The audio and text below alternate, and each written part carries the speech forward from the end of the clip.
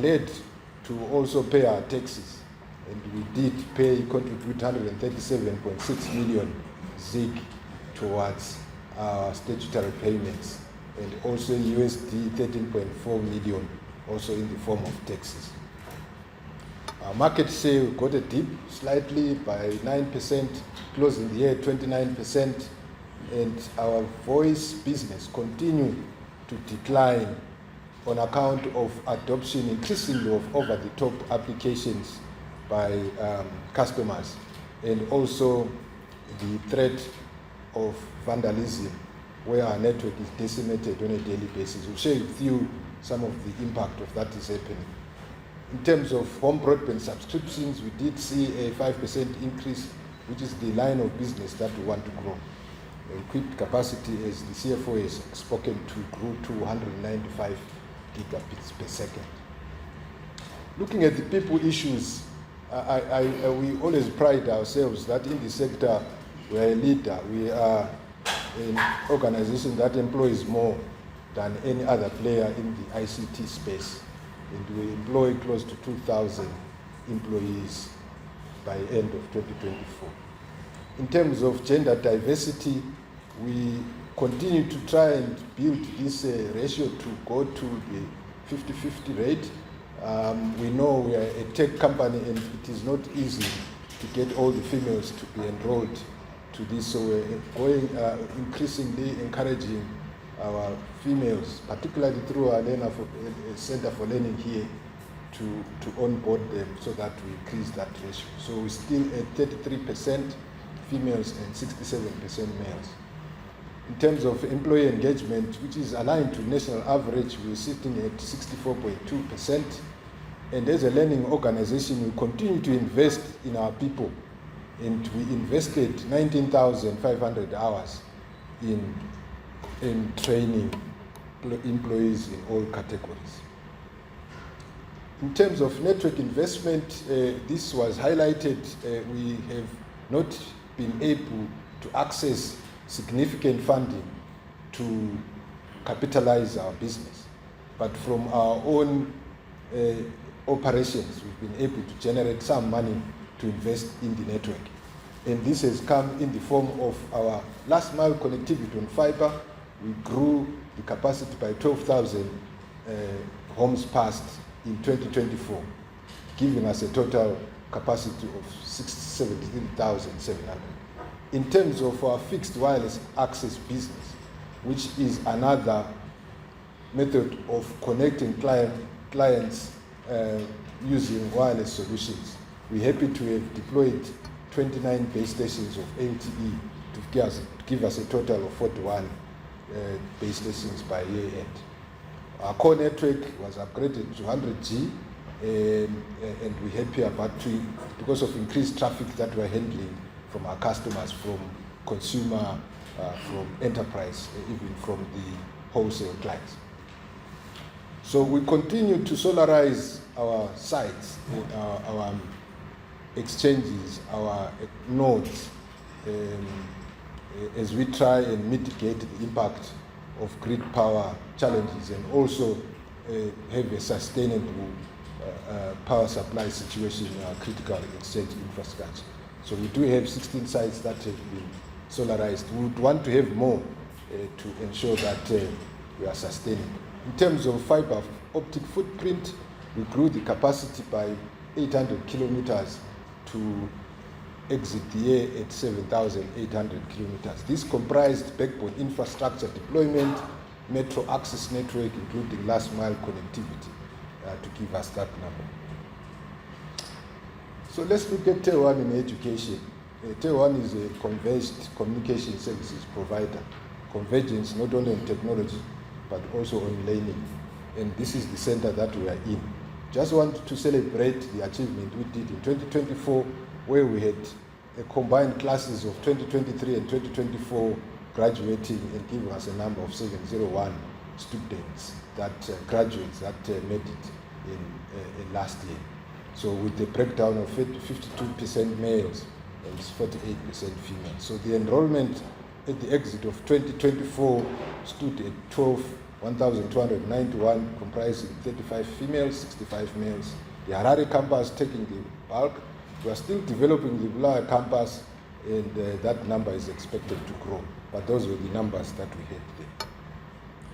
What's Telone in the community looking like in 2024? So Telone continues to invest in communities, and we've got 6 pillars that we are investing in the communities. So we have the health pillar.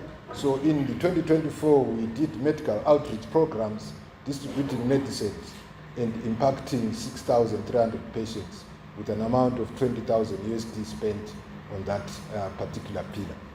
We're looking at social welfare, where we focus on the elderly. So we did donate food and blankets to 800 families and donated 100 wheelchairs to the people with special needs. And this, to us, was really a big achievement. And you can see the pictures demonstrating what we did. So in the girls and women empowerment, we did an outreach mentorship program at Mazoe, reaching out 3,000 girls and trained 200 women. So education, so career guidance sessions for young female students at Shingirai Primary School in Mazoe was done.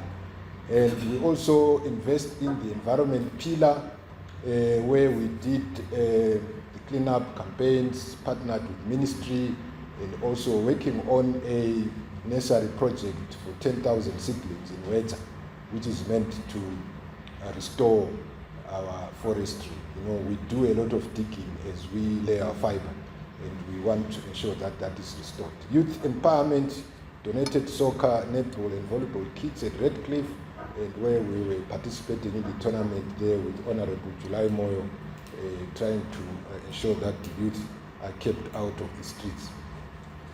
But let's talk about football. This is not the end. In news items, that comes at the end, but we are not yet at the end of the session, but we will talk about Wi-Fi boys. So Telone, as part of corporate social investment, is a pillar on youth empowerment. And this ensures that youth are always kept out of the streets to try and beat this drug and substance abuse problem. So in 2024, the Telone was in the Premier League here in Zimbabwe. So we closed the season at number 10. The drive is to ensure that this football club is in the hands of the community. So we are working on ensuring that there is community ownership going forward.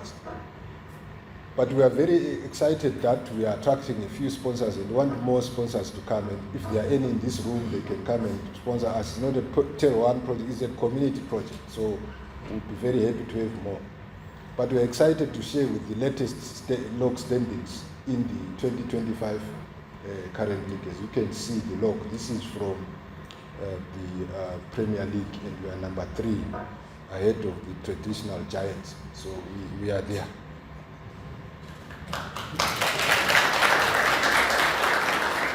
So that said, that's the end of the nice part. Let's get into the business.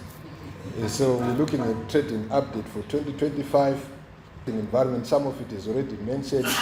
The first quarter of 2025 was fairly stable, largely attributed to the strict monetary policies and measures implemented by the Reserve Bank.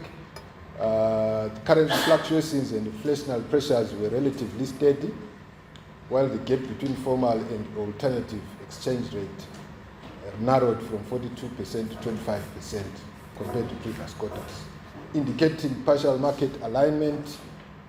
However, suppressed economic activity and business pressure for liquidity relief cast doubt on the sustainability of strict policies and measures, raising risks of growth stability trade-off. In the period under review, the authorities did introduce SI 34 of 2025, which repealed price restrictions tied to RBZ exchange rate. And this has introduced flexibility in the business, and we expect to see stabilization and growth going forward and attracting a lot of investment. The ICT sector continues to face intensified competition from both traditional operators and disruptive new entrants such as low Earth orbit satellites. In Zimbabwe, we all know we do have Starlink. This has heightened competitive pressures, causing disruptive price wars as players fight for business. This is reality. So the business continues to experience elevated operating costs, primarily driven by persistent grid power outages, which the CFO did allude to, which forces us to rely on using expensive generators. We also see increasing decimation of our network through vandalism and theft of copper cables, particularly as a legacy infrastructure. That is a serious problem. And therefore maintenance costs are increasing. So we also suffer delayed payments by government institutions and escalating statutory obligations for taxes, levies, and regulatory fees. We are lucky that the owner of the business is the biggest consumer of the services. But unfortunately, the owner at times forgets that these services have to be paid. But we will continuously talk to them to ensure that the business continues to exist. Just give you a summary of what we have done in the year-to-date 31st May 2025. So we continue to invest, albeit in small amounts, to the network.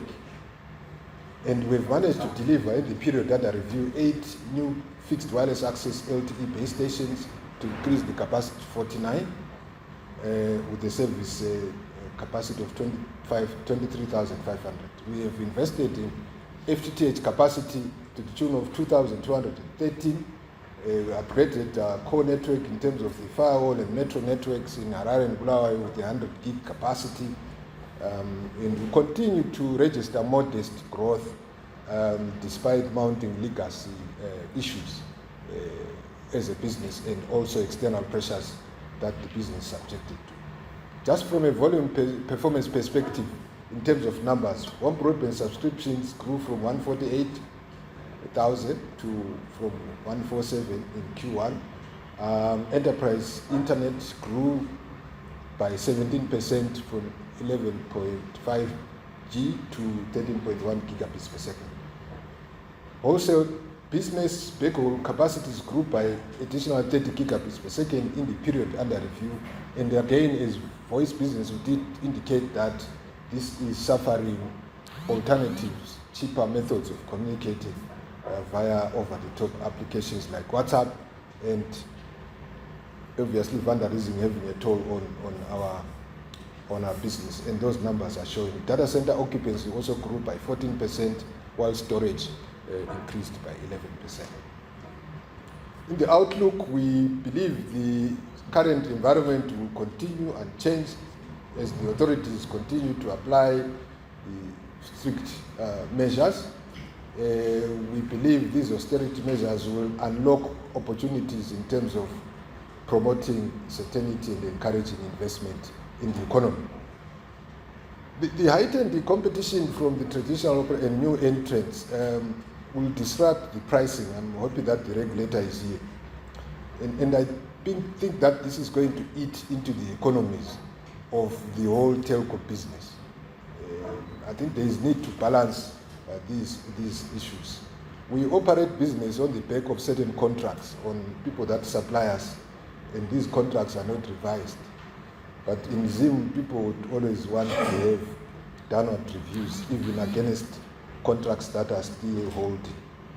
Key focus areas for growth for us is building organizational capacity and agility in response to market dynamics, some of them that I've just alluded to. We want to accelerate technology and network infrastructure renewal, having given a background of us having been being a legacy or being an incumbent operator. Client experience are key to us. Diversification of revenue streams through innovation is topical. Enhancing operational efficiency in strengthening our enterprise and wholesale business opportunities. Looking at the global fundamentals, just a quick one, we know that there was a downward revision to 2.8% in 2025 from 3% globally in terms of projections.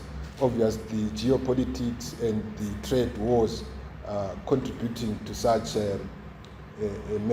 numbers that we are seeing. But in ZIG, we expect to see a growth projected at 6% in 2025, up from a 6% in 2% 2024, driven by agriculture and mining sectors, and this will give us opportunities as telco players to increase business performance. So just a look at industry developments, because we are in an ICT sector, we need to appreciate what's happening around us, and that builds our businesses. So we see accelerated technological enhancements around the LEO satellite services, driven largely by USA, China, Russia, and Europe, where we see enhancements. So low Earth orbit satellite hit Africa in the last 2 years with a big bang, and there's increased adoption of and use of services offered by LEO, where they gave us higher throughput and low latencies and also at reasonable cost. So they continue to enhance these, and we've seen integration with terrestrial networks, where particularly 5G and low Earth orbit satellites, there is collaboration, particularly on backhaul capacities. So we've seen in greater thrust, increased efforts to a direct from satellite to cell communication, which is going to disrupt the business models, particularly around MNOs. And we've seen this being pushed hard by Starlink, AST, Space Mobile, and Link Global pushing this particular technology, where we'll see direct from satellite to phone without the intervening MNO infrastructure. So these things, when they are spoken to, they are like, it's remote, but when they hit us hard. So we're looking at how we optimize on the opportunities. People will say, LEO satellites are here. Is fiber still relevant? The question is a big yes. So we've seen accelerated growth in submarine cable infrastructure deployment in Africa, particularly in Southern Africa. We've seen cables landing in the western and eastern coast. We've seen Google on the western coast with Equiano into Africa, which is a consortium of many telcos, including Meta, landing cables. And we've seen them deploying more content closer home. So fiber will continue to give us the biggest and highest throughput for major backhaul links, and there is growth in that space. Even on last mile, fiber to the home, fiber to the premise, fiber to the business continues to grow. And fiber is here, and it remains the best medium of transmission. It lacks flexibility like the satellite services will do. But for you to backhaul the internet to an uplink station for satellite, you need fiber and you need data centers. And this area is also growing in our space. Accelerated developments around 5G subscriptions globally growing 2.27 billion. And we've also noticed in Zimbabwe that there has been an increase in base station from 120 to 184 in the last quarter, signifying the critical importance of 5G, particularly in the integration with IoT devices because they offer high throughput and low latency. So you see quite a lot of deployments of 5G. And Telone is also going ahead to deploy this technology, as we have invested in the spectrum fees for this particular technology. So looking at artificial intelligence, it's something that is growing every day rapidly, reshaping how industries operate, reshaping how we live, how we learn, and how we access information on a day-to-day basis. And globally, we've seen widespread adoption in AI, transforming industries in finance, healthcare, retail, agriculture. And in terms of maturity globally, we're sitting at 12%. There's a lot of work to be done. And in Africa, I think we have almost zero in terms of starting. But generative AI boom, you've seen the rise of tools that are available for use, ChatGPT, DeepSeek, and you've seen Gemini and so forth. These are going to transform the way we do business. So locally, we've seen adoption increasing. Drafting of Zimbabwe's AI ethics readiness report launched by UNESCO in partnership with the Ministry of ICT, and we've seen telcos increasingly adopting AI tools for improvement of their network operations, monitoring of energy, and as well as customer experience. So we learned of GMB also launching AI-enabled silos, and that's quite positive development in our economy. We thought we should just briefly look at the strategy now that we are at the tail end of the NDS1. So we have spoken about this, that our strategy of 5-year strategy of 2021 to 2025 was largely informed by the NDS1 blueprint, focusing on national priority areas of digital economy, infrastructure, utilities, human capital development, and innovation because of this center of learning. So we then did craft our strategy guided by the mission and the vision and mission and the values that we are seeing there. The chair spoke about digitally enabled society. So the Telone strategy, like I said, is anchored on the renewal of an incumbent operator whose business was anchored on fixed telco business. But this is now being moved or informed by the need to take advantages of the technologies and also the market dynamics. So we are coming up with a strategy that speaks to the converged communication services provider, taking advantage of the technology and also the markets that are available. So we'll be looking at the enterprise market, the wholesale market, the consumer market, and driven by the technologies of fixed using fiber and also wireless access network. So it's a renewal of the business model, is the renewal of the infrastructure, is the renewal of markets, and we have the technology that speaks to the intentions going forward. So we want to change the complexity. So the deployment of fiber networks, deployment of wireless networks, deployment of data center infrastructure and storage is informing the direction the business is going. So in terms of the overarching strategy, we are saying we do have the 4 strategy enablers or pillars that is going to drive the 2025 strategy performance of growth to 107 million United States dollars. So operational efficiency, capacity utilization, network expansion, which is investment into the network, and client retention. And we are working with a budget of 22.6 million. And if you ask me how much of that is going to come from partners or banks, we largely dependent on ourselves. And we believe with shareholders here, they will assist us to reach that number. So, but let's just share with you what we have in terms of performance year to date, May 31, 2025. We have a dashboard of what we are tracking of the key metrics as a business. So our revenue target for year to date May is 1.4 billion, and we did just above $1 billion, giving us a 29% behind budget. I will explain this situation on the next slide. In terms of revenue contribution, our data is driving the business at 81%, and we've seen our voice shrinking to 10%. But we're happy to see other lines of revenue improving, data center increasing, we've got our Center for Learning that we are pushing. Other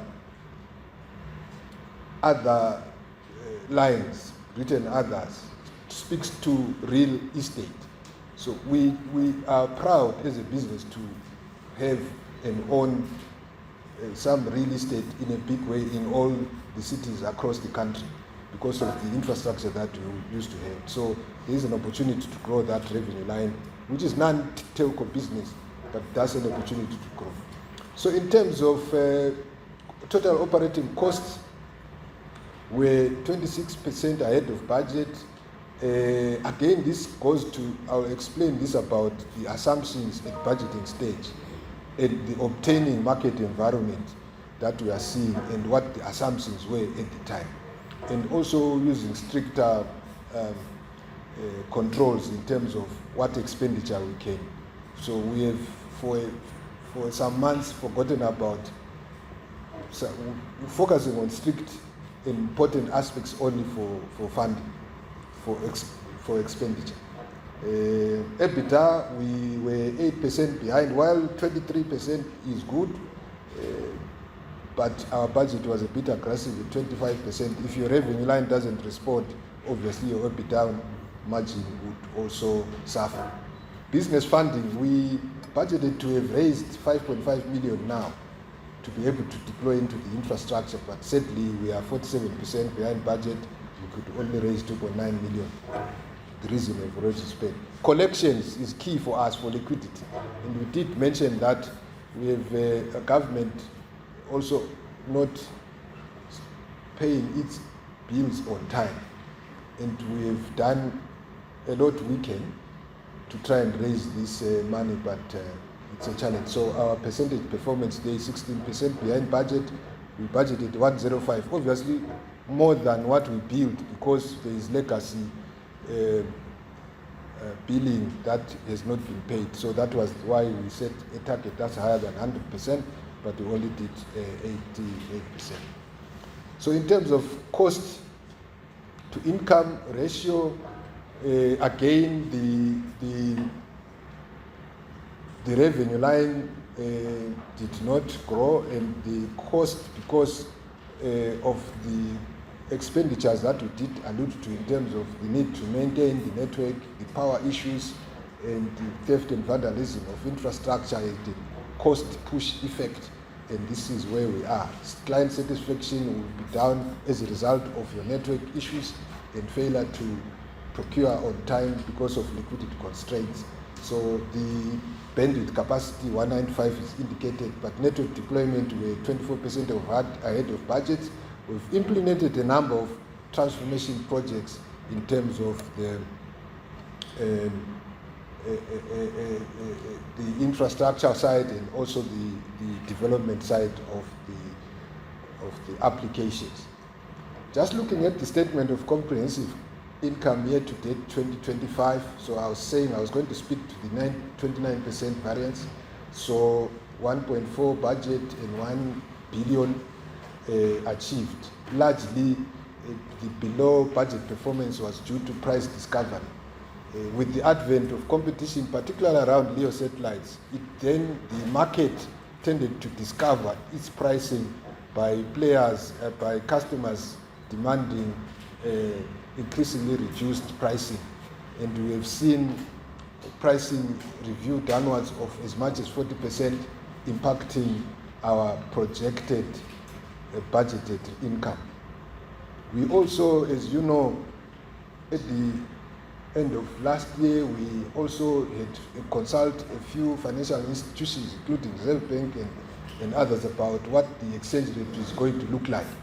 And with the bit of volatility that happened in 2024, we had an average exchange rate that we assumed at 35.1. And currently we are sitting at 26.68. So all the projections we made were assuming a 35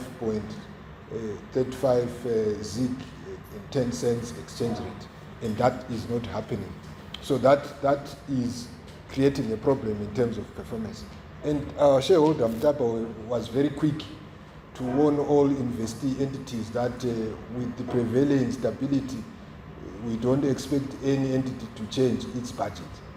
So we are stuck. We can't moderate on what we set out to do. So this is what it is as we speak. So derivative ratios like EBITDA will follow suit because your revenue is not responding, so it will have a downward effect. But on the cost side, you then see that because our projections were in higher exchange rate and our expenditure is in lower, so you find a positive here on direct costs and operating overheads. That gives you a green. So that kind of situation. But just quickly looking at the US dollar component translated, there's a mixture here. The hard US dollar as well as the converted one using the exchange rate. So we're sitting at a year-to-date performance in terms of turnover of 38 million against a budget of 40 million, giving us that the price discovery issues that I spoke to impacting even the revenue generation in US dollars, and the other explanations are the same. So ongoing projects, just quickly to look at some of the investments we're making in the budgeted capacities that we're supposed to deliver year-end. So 8,000 homes passed in terms of FTTH capacity. We've done 2,000 already. 44 base stations of fixed wireless access. LTE is what we want to do. And we want to deploy our 5G core network and also a couple of base stations, funding permitting. So we want to get out of Harare, and this service is sought after in terms of our LTE. So backbone deployment continues with the project from Bulawayo to Teraflow still ongoing, funding constraints limiting progress there. This is a part of the investment we're making, upgrade of the core network that I spoke to. But I just want to highlight the key network infrastructure, the factory that drives performance and that gives services to our clients and confidence. So the 7,800 fiber footprint that I spoke to includes the backbone infrastructure that is in green, covering almost the entire country, and to a large extent protected not only with one link, but from Beitbridge all the way to Harare. You can see that there is protection on the southern and central and also Mashana and North rims. That ensures reliability of services. We are excited that we have capacities from WIOC, where Telone is a shareholder, and we are able to get the best rates for us to deliver competitively in terms of our services in country. So data centers infrastructure, we do have key infrastructure that assist us in delivering these services for Telone's own infrastructure and also other entities' infrastructure as well as customers. So we've got 3 in Harare, Bulawayo, as well as Mazolo. And we've got this robust network operations center that is assisting us in surveilling our network in terms of core backbone and enterprise links, including data center. That is a 24/7 manned, 365 days a year. That is a key infrastructure for service assurance.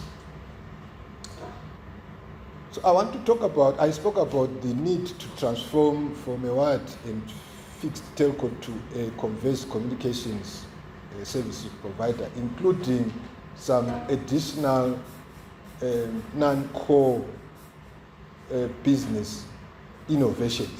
So I want to highlight a few that we are doing as a business, some of them that have seen out of the innovation fund. The business went into a business process outsourcing venture to build what we call an omni-contact center. So I spoke about real estate. So the Telone does have huge properties that used to house legacy technology. And legacy technology used to take up big space. So we are refarming those spaces to introduce new innovations. So we, as Telone, in one of the floors at Harare Main Exchange, have deployed an omni-contact center. This omni-contact center is for provision of business process outsourcing service to local and international markets. So we've deployed a 104-seater capacity of the omni-contact center that is delivering such services as inbound and outbound call services, debt collection, you name but a few. So currently we are at an onboarding stage, and we will be launching this service very soon. It's complete, and we have a few clients that are using the service as we speak. Out of the collaborations as well with local universities, Telone has partnered with Pindura University of Science and Education, CAT, Chinhoyi University of Technology, NAST, and Lupane State University on the provision of collaboration around the research and innovation, and also having co-build of R&D and also innovation hubs.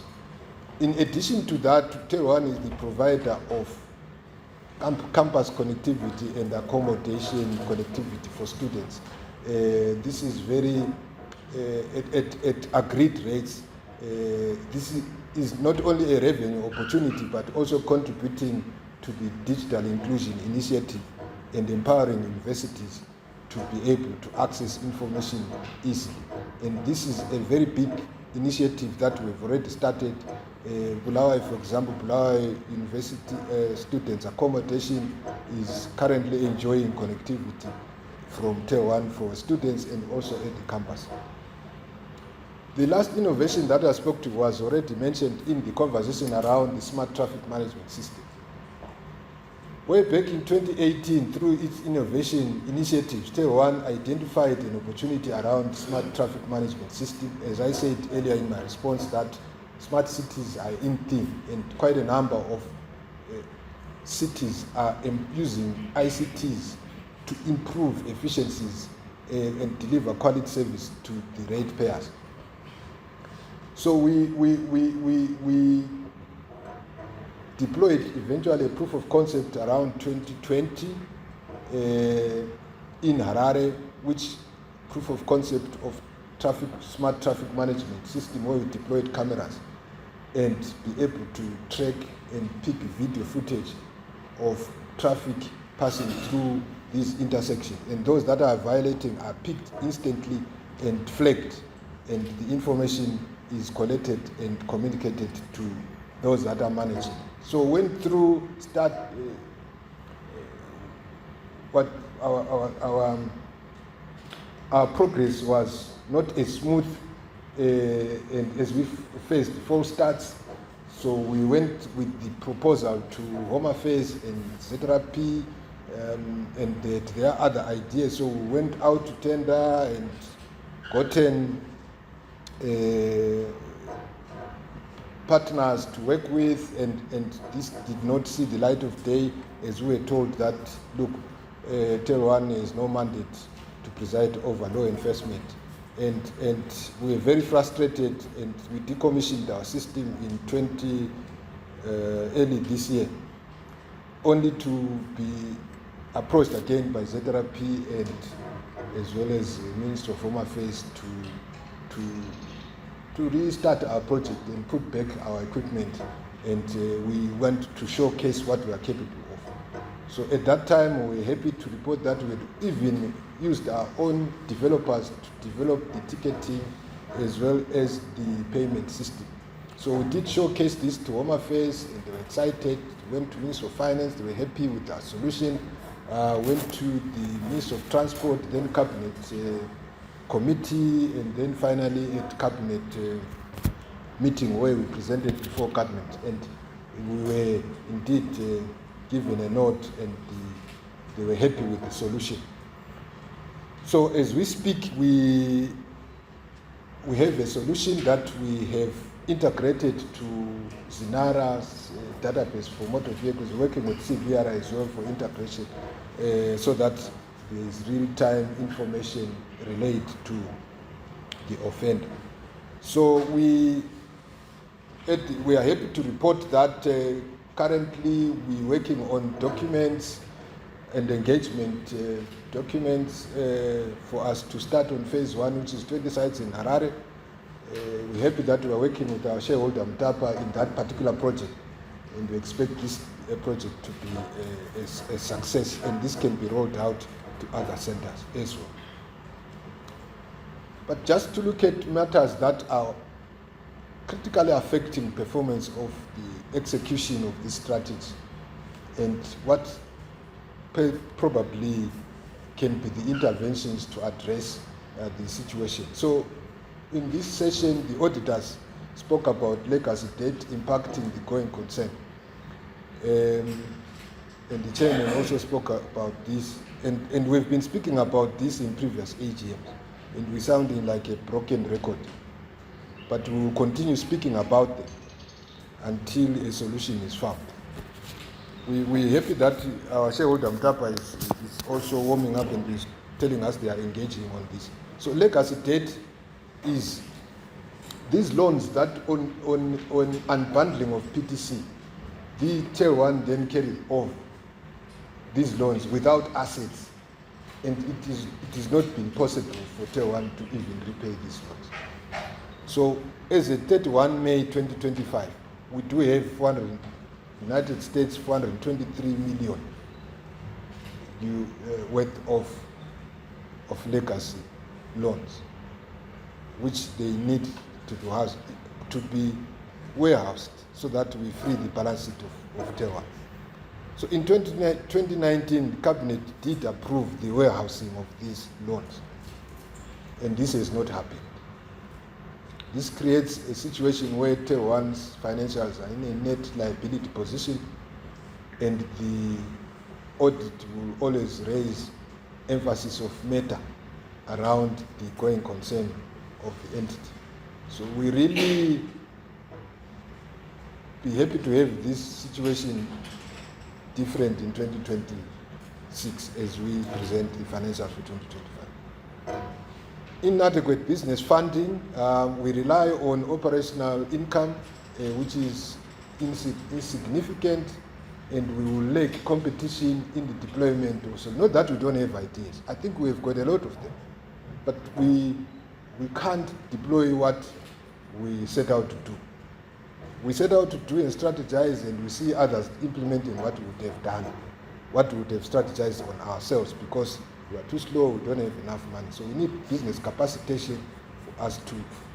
I spoke about competition, including low orbit satellites coming into our market, and you invest 8.5 million. Chairman spoke about 8.5 million in 2024. What is 8.5 million in a high-tech industry as ICTs? When people are rolling 5G base stations, hundreds of them, we need that money for us to grow the business. Trade receivables from government, our shareholder and consumer of service. We're happy that they are consuming our service because it means the service is good. But we really need government to pay us for us to sustain our businesses, be able to pay staff, because the unions are always in our offices looking for better remuneration. So government, as of 31 May, owes us 517 million ZIG, which is equivalent to 19 million United States dollars. So that's how bad it is.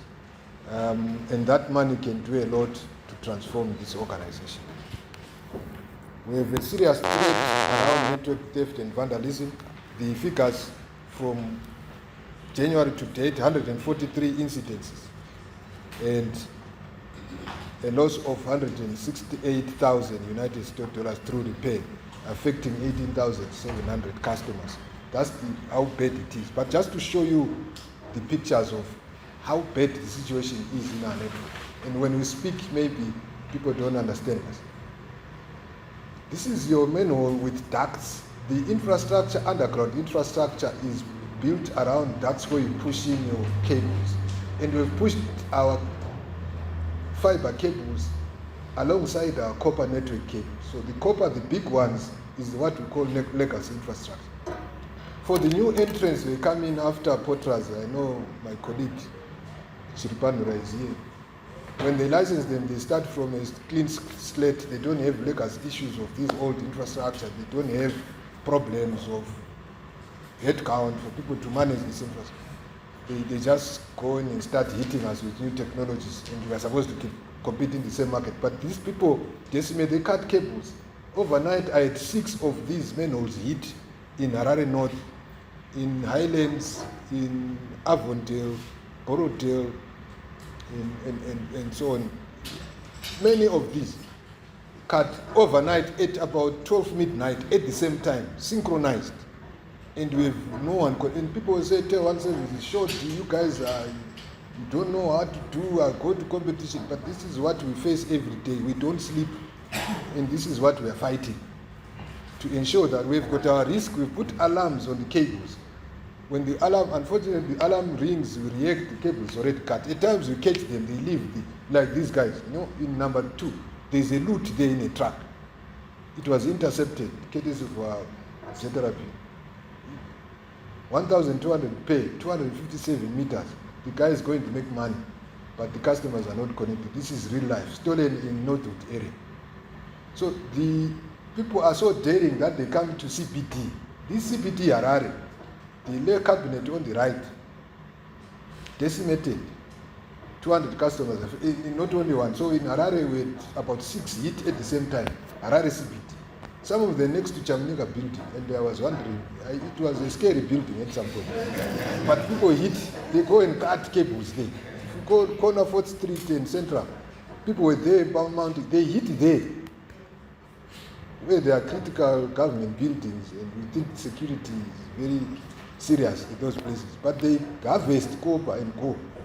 And we didn't have connection in Kaguri and in Kwati buildings for quite 3 or so months because of vandalism. So this thing is real, and it's a real problem. This is state asset. We are working with ZRP and obviously energy companies, SI. We've got our own team to give each other ideas, but people will always steal. So lastly, I want to have just 3 issues that I want the shareholders to assist me and anyone else who's got ideas. I've already spoken about. There are 3 issues: legacy loans, government bills, and capitalization. So that way, as I spoke about it, we want some action around this area so that we free the balance sheet and we are able to attract fresh capital. We are talking to many people today. Because of our transformation of the business model, in the olden arrangements, these investors were not interested in telco, it was purely a fixed telco wired infra. Then they were saying there is no growth prospect in that area. We've transformed the business into a converged business model. And we've invested in the spectrum, we've invested in the growth area of mobile, in the growth area of fixed wireless. Telcos in the world that are purely fixed, they've closed shop. It's only Telone that is running an entity without a mobile capability, and which is an opportunity for growth. And you can't survive. You look at Botswana, you look at in Mozambique, I participated in their transformation, which is TMCell, TDM plus TMCell, one entity. So in terms of viability, it will not work. So why we fail to attract investment when we get our colleagues managing to access capital is because of the business model. So now our business model is okay. What is the challenge is the balance situation in terms of legacy loans. And we'll be able to attract and to be able to repay the loans because of the good cash flows that will result from that. So we need that aspect attended to. Madam Zarawan, yes. Government bills, Minister of Finance, if they were here, this issue is a problem. We've been consulting them, we've written letters, we also use set off with the Zimra, and at times it doesn't happen. In fact, we say, okay, can I save this money so that I do something, and what you owe me is set off with Zimra.